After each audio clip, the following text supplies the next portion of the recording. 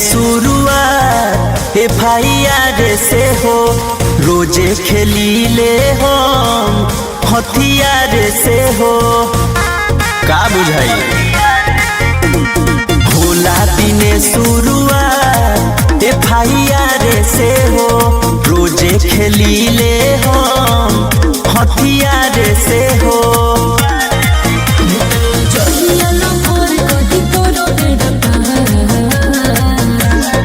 कौन अरे हो जाए सुन फिर कांड करिया, उठा लीजे मजनुआ हमारा हथियार। अच्छा हो जाए सुन फिर कांड करिया, उठा लीजे मजनुआ हमारा हथियार।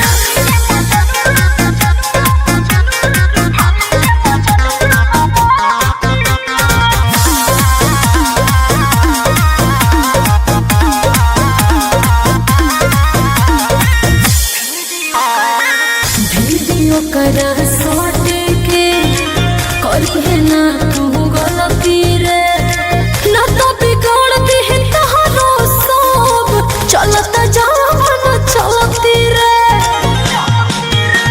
बता दो करो हमारा बारे में,